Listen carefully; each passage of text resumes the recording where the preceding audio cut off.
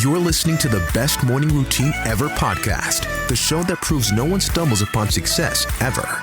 With your host, Lou Need. Every Mondays and Thursdays, we deliver cold hard evidence behind the power of a robust morning routine. Get ready to be transformed by the renewal of your mind.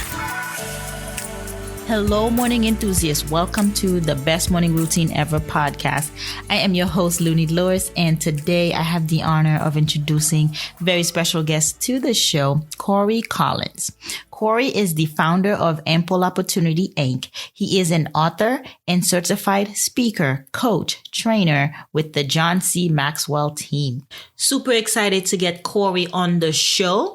Before we do so, here's a word from our sponsors.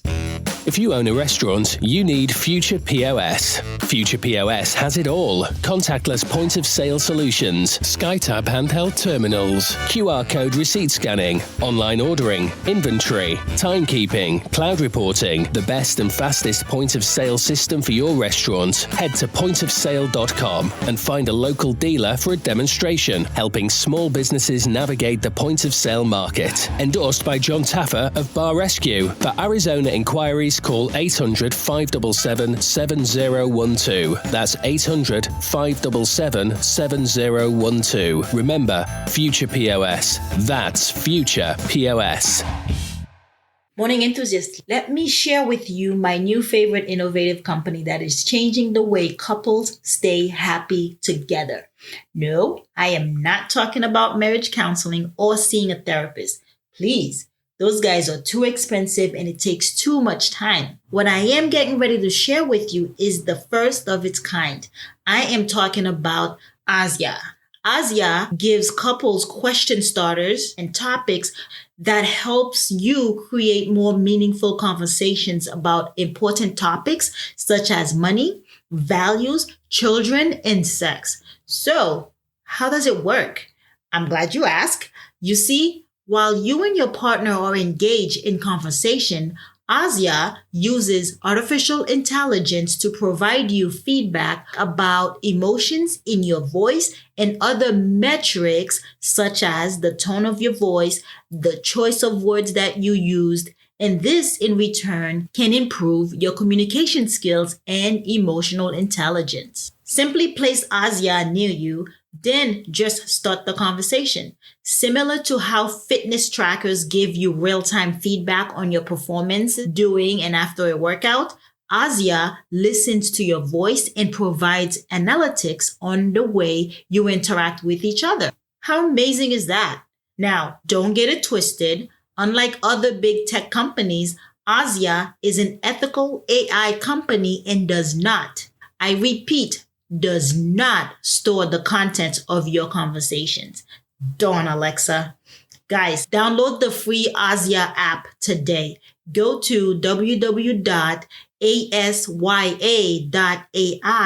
for the links to Google Play and the App Store. Or simply go on those platforms right now and download the Asya app.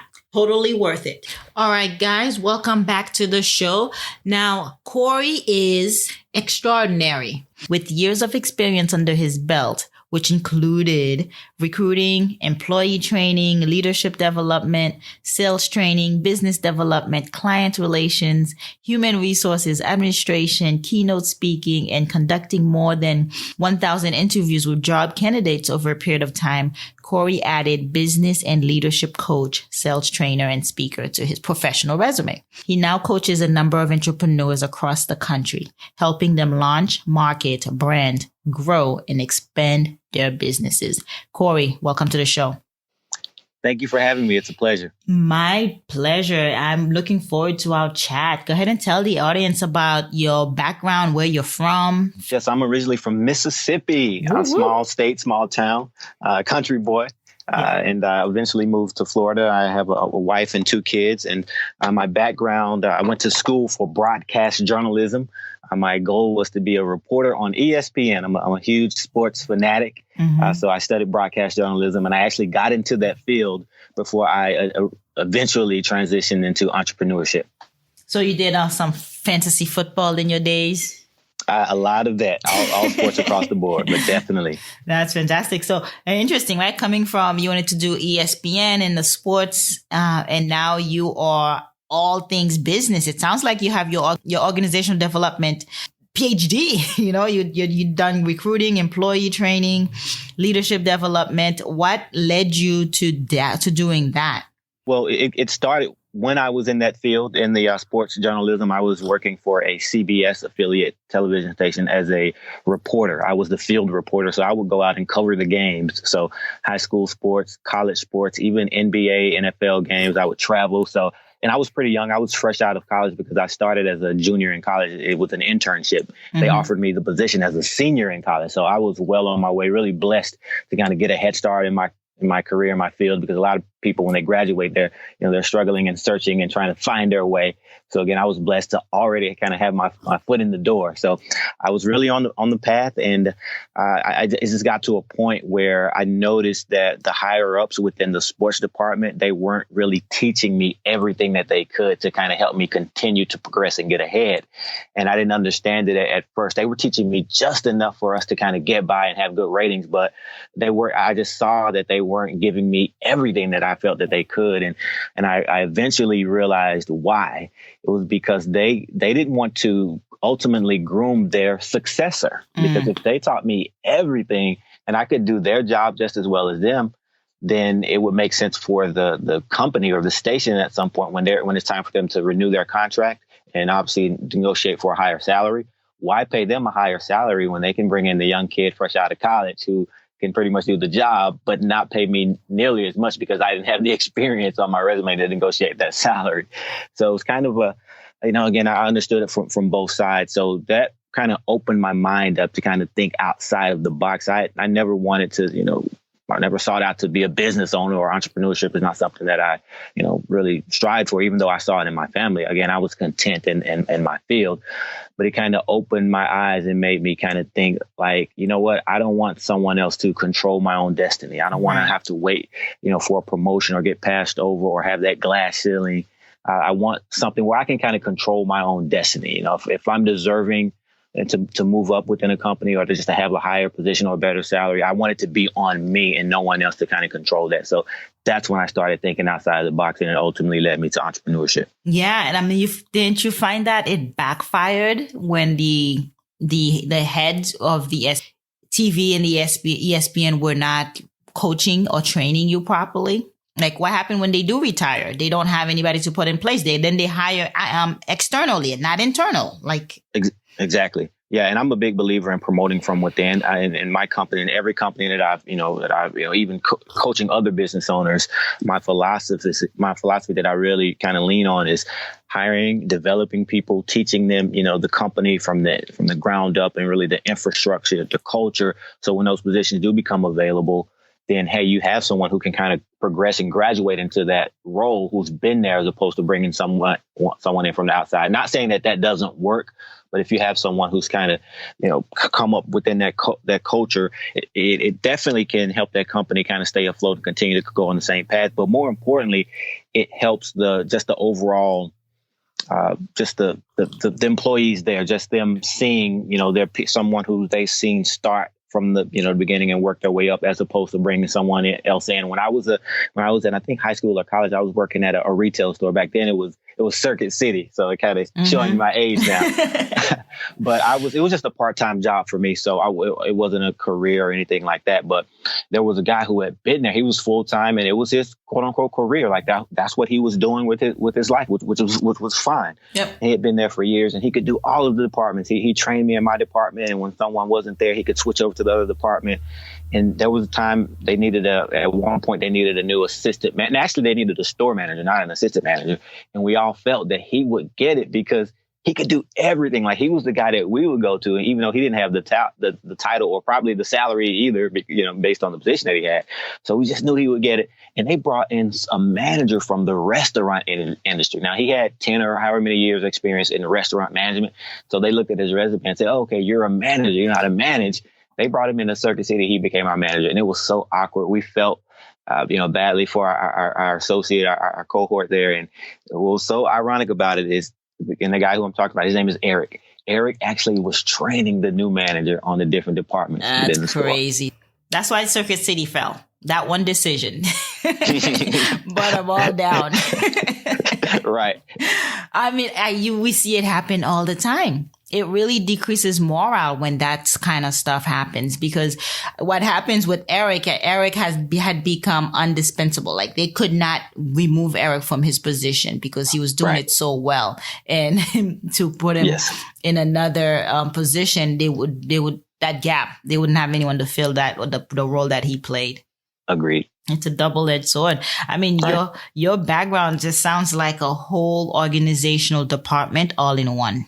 I have to tell you. Yes, I didn't, I graduated from college. I didn't pursue a degree outside of that as far as a master's. I had, people in my ear talking about the pros and cons of it. And I'm a big proponent. I'm a huge proponent of that. If my kids want to continue and further their education after going to college, I'll have, I'll be behind them 100%. But for me, the decision came down to getting that hands-on training, just starting in a business, learning it inside out, working my way up, and eventually getting to a point where I've done everything within a business and I can run my own. And for me, that was kind of that degree. That was that master's degree. I got it in business, but I just didn't do it the traditional way as far as going to a school to learn it. So that was my thought behind that. Yeah, no, I really like that. So now you are certified with the John C. Maxwell team. And we all know John C. Maxwell is a well-renowned author and man of God. Tell us about that process for you. So John has always been a mentor for me, way before I even, before he knew me. So you've met him? Oh, yes, absolutely. So, and I'll just kind of go back. So when I graduated from, I think it was high school or college, I can't remember. One of my mom's coworkers got me a graduation present, which was a John C. Maxwell book. And that was my first time being introduced to him. I didn't know who he was, but I just really took to the book. I read it and just studied it. And so it led me to start buying more of his material and just researching him online. So when I first opened my company, he was a person who I leaned on as far as just his literature, his information, his teachings, to teach that to my people. Right? I was basically teaching from his books. And one thing led to another. And I actually, once I started coaching and training others and kind of doing a lot of the things that he believes in, as far as just, from a company and cultural standpoint, a former college professor of mine kind of took notice, and she said, a lot of what you're doing kind of reminds me of John C. Maxwell and what he does and what his team does. She was actually a member of his team, and she said that she wanted to connect me. So that's how it started. And I ended up, joining his team and being trained by him. So, a lot of conference calls, a lot of meetings, a lot of things with John. And it's just been just a joy just to work with him. Wow, that is great. That's fantastic. I'd love to hear some things learned along the way. So let's talk about tips for managing the day-to-day operation of the company. What are some effective tips? So if I had to go back and do it all over again, the thing that I would do differently from the beginning, I would probably delegate more. So a lot of new business owners, I see this all the time when they're running a business, they want to do everything. And their reasoning is kind of, who's going to do it better than me? No one's going to care more. No one's going to do it better than me. It's my baby. It's my business. Or I don't trust the person to do it as well as me. All those things are maybe true to an extent, but you're not going to grow and really, your company, you're not going to grow it and allow it to reach its full potential if we're doing that, because you're spreading yourself too thin, and you're also not allowing others to grow within the company. So delegation, now there's kind of an art to it that I've kind of learned over the years, and I teach it, and it works very well. It's not just handing over the reins. Okay, this is what you need to do. Go do it. And then crossing your fingers and hope that they do it. But you don't want to be that micromanager as well. So that's the balance. That's where people struggle. And I know that's where I struggled. So it's a 3-step process. It's actually pretty simple. First, I identify the tasks that I can delegate to others. It has to be something that someone else can do. It can't be something that I'm the only one that's qualified to do. It has to be something that, if trained, someone else can do it. So I identify that task. I figure out who it's going to be, and I do it. I show them how to do it. So I'm actually doing it, but they're there with me doing it. They're right there watching. After we kind of graduate from that, we do it together. So I'll do a little bit. They'll do a little bit. We kind of take turns. After we graduate from that, I let them do it and I walk away. I leave the premises if possible, because that's the thing. If you're still there, you're going to want to kind of peek in and make sure they're doing it and check up on them. But I get away and I just allow them to do it. And I understand that they're not going to do it as well as me at first. That's okay. You have to take a step back to take 2 or 3 steps forward. So if I'm doing it at 100%, once I turn it over to them, maybe they'll do it at 80%. But remember, this is a task. I don't want to say it's a task that's unimportant, but it's a task that if there's a minor mistake, the company won't shut down because of that minor mistake. Right. So if they're doing it at 75%, 80% of me, as well as I can, that's okay. The company's going to get by. Okay. Yeah. Pretty soon that 80 is going to be 85. Then it's going to be 90. Then it's going to be 100%. And believe it or not, what I found is pretty soon, once they really just master it and it's their thing and their job, a lot of times they end up doing it better than I can do it. And they're more excited about doing it than I would be. And I learned, an employee actually taught me this. She was one of my top employees, and I was kind of holding her back, not on purpose, but I wasn't really allowing her to spread her wings. She was really great at her job. And we just had a heart-to-heart, a one-on-one. And she just said, I'm not allowing her to kind of grow and spread her wings. There's more that she can do than what I'm allowing her to do. And she just asked me if I would trust her to just do more. Right. And I just had to, take a look in the mirror, take a deep breath and say, you know what? Yeah, why not? I trust you to do all these things. Why not? So that was a turning point for me. You got to delegate to dominate is what I like to say, right? Because you want to free up your time as the creative thinker, right? To create more content, to be more available to work on the business versus working in the business. Absolutely. You're talking my language. And that's where delegation is. And so to recap, you identify. So that's one way to effectively manage the day to day is to delegate to other people to tasks that can get off your plate so you can free up your time. Absolutely. Okay. Tell us about how to maintain like a healthy work environment. And what does that look like? So for me, I found that, and there's a lot of things that go into that, but I'm just going to, for the sake of time, I'm going to pick one thing that I think it should be prioritized. And it's something that I prioritize within my business. I think the open door policy with the employees is key, and the communication is key. Too many companies fail because of there's a breakdown in communication, and it usually stems from one of two things. Either the employee is not communicating is not communicating at all, meaning they're having issues or there's something that they're, unhappy about or unsure about, and they just keep it inside. No, that's not healthy. They hold it inside, and eventually we know how that's going to kind of end up. They're going to, eventually quit or explode or whatever the case may be. It's usually not going to work out too well. And the other breakdown is that they do communicate, but they communicate to the wrong person.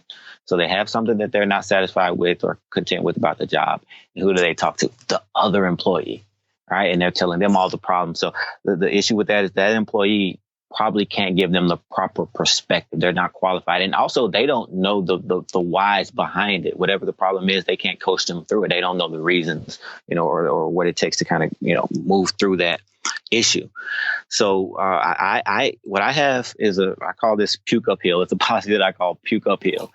First of all, it's an open door policy saying, hey, if there are any issues, my door is always open. I always tell my employees, my door is always open, even unless it's closed. All right, that just means obviously I'm already talking to someone, but my door is always open. So I want you to come to me.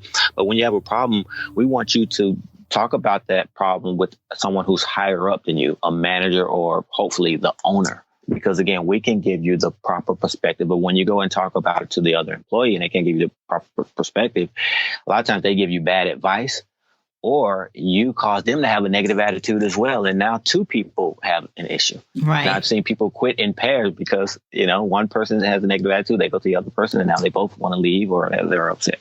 So the open door policy really cures a lot of ills within the company. Yeah. And it's just people running around in circles, right, with their own thoughts without ever coming up with a solution because they don't advise the right people. Right. Absolutely. Yeah. Because I can see how that would actually decrease morale within the company if you're just a complainer and not coming up with solution. I'm reading the book, The Ride of a Lifetime by Bob Iger, CEO of Disney, and he talked about the culture of his company is if he states a problem, he always have like one or two possible solutions. And so he advised the employees to do the same. That's right? imperative. yeah, it's like you gotta, you have been thinking about it clearly. You see what's not working. What do you think could work? That way we have a starting point when we do meet, right? We have a starting point of where we can start brainstorming a solution, because you don't want to just pose a problem and leave it there. That is key. And a lot of times the employee, for whatever reason, they're not conditioned to come up with a solution. They're conditioned to talk about the problem. They'll focus 90% of their energy on the problem and 10 on the solution. So mine is in the reverse. We're going to focus 10% on the problem. We're going to get it out in the open.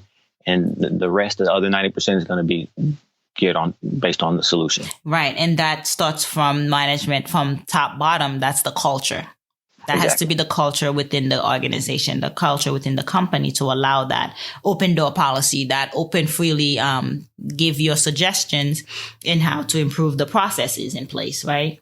Right. So let's talk about sales and profits. What are your tips for ways to increase sales and profit? So for me, it's constant training.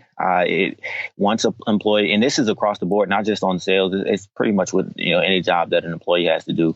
People need to be trained over and over again, because what happens is it's just human tendency. Once we're trained on something, and we could be doing it correctly, but over time we start to gradually pick up bad habits. It's just a small bad habit here. Mm-hmm. That doesn't affect the outcome, but it's just a small bad habit. And that gets worse and worse and worse. And then we pick up another bad habit. And 6 months later or a year later, we're doing the job completely different. And the problem is that we don't even realize it, because those bad habits were developed so gradually over time that we don't realize it. So it's not a conscious thing. So there's not someone there to kind of evaluate you and watch what you're doing and give you feedback and retrain you. We can be in a completely different space 6 months later, and we're not getting the results. And I see employees frustrated because I'm doing everything right. So I'm not getting the right results. I haven't changed anything. I'm not getting the right results. So we have to pick up on those as the managers, the owners. We have to pick up on those bad habits immediately. So before it gets to the point of no return. So that starts with just periodic, hey, let's come in and let's evaluate what you're doing. Yeah, you're doing everything. You appear to be doing everything right, but I'm just going to sit with you on your sales calls or whatever you're doing at the company, and we're just going to kind of watch you and see if there's any suggestions. So I find that when we do that, they typically they tend to stay on track. So just constant retraining. And we talk about sales every single day. It's not once a month or every 6 months. It's literally every single day. It has to be something that's fresh on their mind, just as far as the proper techniques. And then also, as the leader of the company, we have to constantly improve our sales. And a lot of companies fail because the leader, he or she, they're just at a place where they're not evolving and growing and developing themselves professionally. So as a business coach, I have a business coach. Mm-hmm. Right. And when I coach someone, I tell them, hey, I'm going to get you to a certain point, but the goal is for you to graduate from me. All right. You should get to a point. I should teach you as much as I can. And you need a coach who's more experienced than me. Just like I have John Maxwell. Let's see if we can graduate you to a John Maxwell type coach. So just constant evolving. Yeah. And yeah, absolutely. Because you got to learn from the experts, right? Success leaves clues. There's no point in learning something that took you 20 years to learn. Not take me 20 years. I can learn from you in several months. Right. It's a faster way to reach the goal and attain it. Now, with increasing sales, you said it's constant retraining and training refreshers. Those micro habits, they do build up fast and they become detrimental to the bottom line. Right. With the blink of an eye. So for talent and recruiting, how do you go about getting the right talent? What do you look for? Because the individuals make up the culture of the company, of the organization. So you have to choose wisely. And so tell us about your recruiting process on how to get the top talent. Yeah, so a lot goes into it. And I think a lot of times for new business owners and especially small business owners, so when people open a company, they usually or start a business, they typically start it based on a skill that they have, something that they can do very well. So I can cut hair, so I'm going to open a barbershop. I'm a great cook, so I'm going to open a restaurant. And what they fail to kind of take into account be all the other things that comes with running a business. It's not just about you doing hair. It's about you actually running a business now. It's about you managing others. It's about you hiring others. So you may be the best cook in town or the best barber in town, but if you can't do all those other things, then you're not going to have a successful business.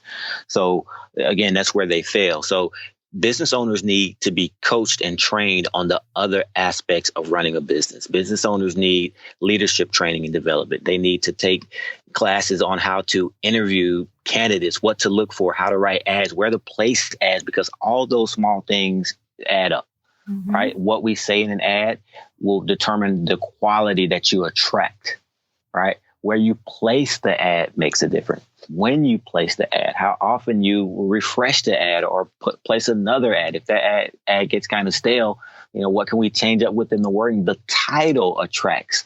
So you get a certain type of candidate. So you could have the perfect, body of the ad, but just the title is not, well thought out, and it doesn't, and you'll get a rock star potential candidate who will just keep going because of the title. So at the end of the day, before I opened my business, I was actually trained on all those things because I worked my way up.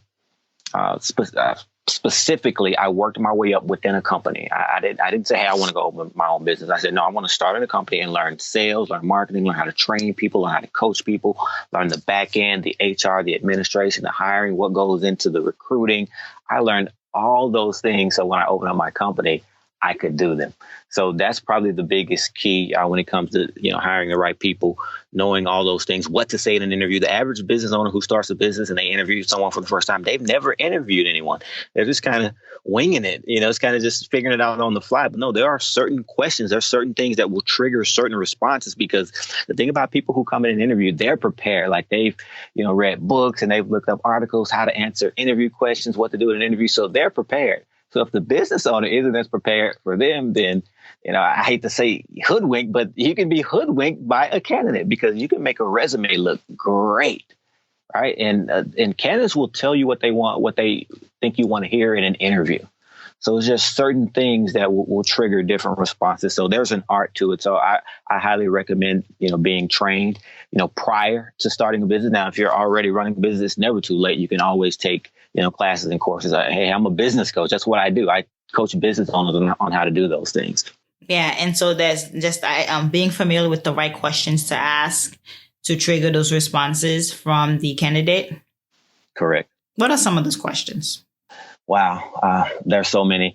And just kind of give you some insight on me as the interviewer. I'm not very big on the kind of hyphenated adjectives to describe you as a candidate. So hardworking, self-starter, go-getter, highly motivated. Those things are great, but those are standard interview responses that everyone sitting in that chair will say. And also, that's your opinion of yourself. Mm-hmm. So I need to dig a little bit deeper and to get you to, expound on that and give me specific situations that kind of back up what you're saying. But the average, business owner who's sitting down for an interview, they'll hear those responses. Oh, yeah, he's a hard worker. She's this, she's that. And, and again, that's what the candidate thinks you want to hear. So it's getting you to go a little bit further. I need examples. I need specifics that kind of back up what you're saying, because everyone says those things in an interview. So those are not really the things that are going to, stand out to me. Yeah, you need to have a story, right? Storytelling here. Exactly. A triumph, a failure, and how you overcame it. Exactly. Makes sense. Tell us, Cory, how do you get up, dress up, and show up? What's your morning routine like? So my morning routine starts the day before, believe it or not. So for me, it's all about, energy and being energetic and, exercise and things of that nature. So when I first opened my business, like most business owners, it was working 50, 60, 70 hours a week, 6, 7 days, whatever it takes to get the business off the ground. I know a lot of business owners, not even new business owners, even veteran business owners sometimes continue along that path of working all the hours. So I was exhausted, rightfully so, because I was working so hard. Now, prior to opening the business, I was really into sports. I would play basketball. I did a lot of exercising. So, but once I opened my business, I didn't have time. I felt as though I didn't have time to do those things. So I was very sluggish within my business. I couldn't figure it out Couldn't figure out why. Well, I knew why because, I was doing so much, but the business was struggling. So it was just double frustration. It was frustration across the board. So I reached out to my mentor and we talked and we kind of broke down my routine, my daily routine. What do you do from the minute you get up? And we just went through the day and he discussed, and he knew that I was, I love to play sports and I was in a couple basketball leagues and things of that nature. He said, so what about your basketball? What about your, well, I cut it out because I'm working, these days and, I just don't have time. He said, no, you need to go back to doing it. I said, I don't have time. He said, no, figure it out. You need to wake up earlier and go run. If you need to gym, whatever, you need to get back to the routine that you were doing. So I figured it out. I started doing it. And I found that when I woke up, my body was so much more refreshed because I exercised. I gave my body what it needed. And I was jumping out of bed and I was, getting there earlier and just so much more energetic throughout the day. And it has such a drastic change. It's like my business started changing overnight. And it wasn't that I was doing anything differently within the business. It's just that energy. So I take care of my body. That's first and foremost. I give it what it needs. Even the, eating correctly and things of that nature. That's what kind of, gets me to the point where in the morning, I'm ready to go.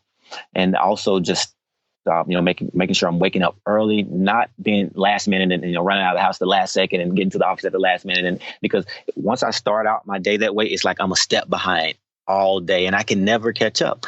When I can wake up early and take a deep breath and, quote unquote, read the newspaper. We don't read the newspaper nowadays. We're just, just an analogy, read the newspaper. It just starts the day out on the right note. Yeah. Psychologists and doctors have proven that what you do in the first 8 minutes set the tone for the rest of the day. Mm-hmm. It really, absolutely. If you wake up and here's a really simple, example, you wake up and you go ahead and open up your phone and check social media. That's a habit that is formed. And so you'll find the urge throughout the day, every hour to check your social media. The same way if you start the morning with meditation, with something stimulating content and working out, you'll find that you will breed more healthy habits throughout the day. You will, if it's meditation, you'll be more calm. You'll learn to breathe more deeply. You'll just make better decisions because you've already set the tone, right? You've already say, this is the direction I want my day to go in. Absolutely. I agree 100%. And it's quite impressive. Yeah. Because, I'm the same way. I have to exercise, first thing in the morning because it gives you energy throughout the day. How else are you going to work 10, 12-hour days? That's right. As a business owner, you need that energy. You need that, the blood to get the blood flow going. And it's really a great way to wake you up. Indeed. It's a big difference when I work out compared to when I don't. It makes a world of a difference in that your body's healthy too, because you're giving like you said, I love the way you put it, you're giving your body what it needs. And then the body will give you what you need, right? It'll give you more energy. Exactly. Right? Exactly. It'll give you the opportunity to perform, to peak performance, to go above and beyond. And it's the same thing with the mental and the psyche, right? If you are waking up, you're feeding your mind with motivation, you're feeding your mind with stimulating content, with the word, you're feeding your mind with powerful stuff. Well, it will return that to you as well, because you know what they say, garbage in, garbage out. Powerful content in. This is what that's what you're gonna get out. And I like that you have a great culture with your company and with the people you work with, because if you don't do these things in the morning, you're not better to them. Right. That's a great point. Yeah. And so I really glad you shared that with us, because the morning routine starts the night before with the great sleep and planning out your day. Oh, yeah. Planning out sleep. Yeah, planning out the day effectively. How can we connect with you, Cory? Yes, you can go online, tinyurl.com/Cory R. Collins. That's tinyurl/Cory, which is CORY, the middle initial R, Collins, COLLINS. That is an all-exclusive link that takes you to my website, my contact information, literally everything you want to know about me. You can find it there. Absolutely. Morning enthusiasts, you've heard it here first. This has been Cory Collins. And just to recap on the things that he covered with us today is how to effectively manage the day-to-day operation of your business, whether new or vet. It's to identify tasks to delegate to others. so that it frees up your time to work on the business versus working in the business. And Cory outlined beautifully 3 ways of going about that. And it's essentially showing them how to do it. Training gotta come in first. Doing it with them, side by side training, on the job training, and then let them do it. Get out of the building if you must. Give them the time and space to the autonomy to do it and learn and make mistakes, and then come back with questions they need. And then, as Cory mentioned, they'll do it better than you eventually. But that's what you want, because you've hired and picked the right people that shares your core value. The business is a mission.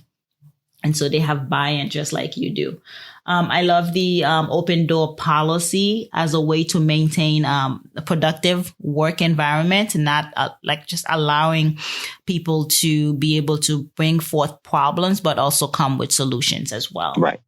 Really like that. And then you have training for increasing sales. You got to keep the sales portion of the business the forefront. Talk about it on a daily basis, right? Training on it on a daily basis, because that's your bread and butter.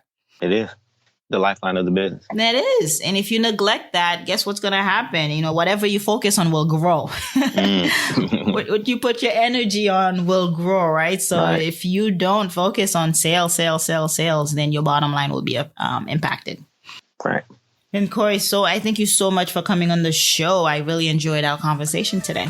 Thank you for having me. It was a pleasure and honor. My pleasure. Here's a word from our sponsors.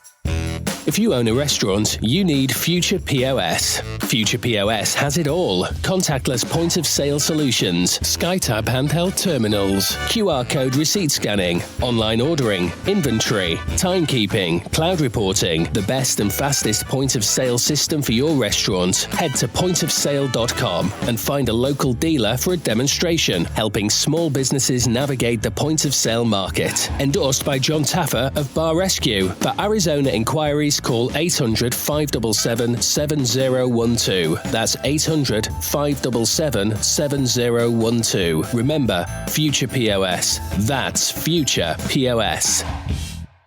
All right, morning enthusiasts, that's it for today's show. Thank you for tuning in. If you love the Best Morning Routine Ever podcast, we'd love to hear from you. So go ahead and subscribe, rate, and give a review on iTunes or Google Play. While you're at it, tell a friend about the show. Be sure to visit bestmorningroutineever.com and our Facebook group to join the conversation, access the show notes, and discover our fantastic free bonus content. Until next time,